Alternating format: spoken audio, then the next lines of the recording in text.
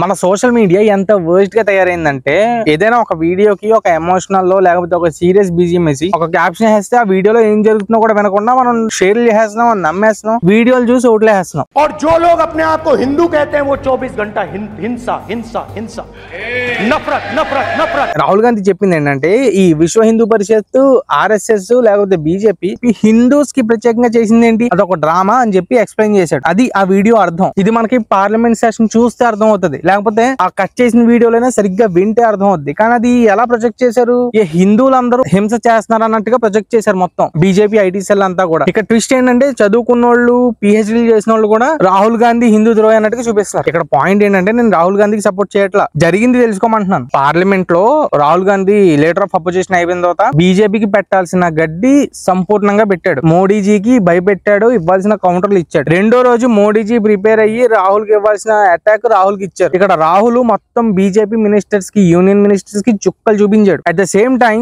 BJP MP కూడా రాహుల్ కి ఇవ్వాల్సిన కౌంటర్ సంవిధానంలో అంటే కాన్స్టిట్యూషన్ లో ఎన్ని పేజెస్ ఉంటాయి లేకపోతే ఎన్ని టాపిక్స్ ఉంటాయి అని చెప్పి పాయింట్ టు పాయింట్ ఇవ్వాల్సింది ఇచ్చారు. వాళ్ళందరూ ఒకరికొకరు ఇవ్వచ్చుకోవాల్సింది ఇచ్చుకుంటున్నారు. మనమే ఏమీ తెలియకుండా జస్ట్ ఒక వీడియో చూసి డిసైడ్ చేసేస్తున్నాం ఎవరు మంచోడు ఎవరు చెడ్డోడు అని. కొన్ని let's say Rahul Gandhi politics కి unfit, leader of opposition post పీకేద్దాం, నెక్స్ట్ టైం ఓట్లు ఇయ్యొద్దు, కాంగ్రెస్ స్కామ్స్ చేసింది వదిలేద్దాం, ఆ పార్టీని లేకుండా చేసాం. మోడీజీ లేకపోతే బీజేపీ హిందూస్ కోసం ప్రత్యేకంగా చేసిందేముంది? మోడీజీని ఒక ప్రెస్ మీట్ పెట్టమనండి, లేకపోతే NEET, Adani, Manipur, bridges, roads, airports, Ayodhya ఈ స్కామ్స్ మీద డిబేట్ కి రమ్మనండి, లేకపోతే ఈ స్కామ్స్ మీద ఆన్సర్ చేయమనండి. ఇవేమీ చేయరు. ఇక్కడ విషయం ఏంటంటే ఎవరు అధికారంలో జరగాల్సినవి వాళ్ళ అధికారంలో జరుగుతున్నాయి. ఎవ్వరు తక్కువ కాదు, బట్ మనమే ఆ రీల్స్ అని మానియాలో లేకపోతే ఆ ఐటీ సెల్ అని మానియాలో బతుకుతున్నాం ఇప్పటికీ.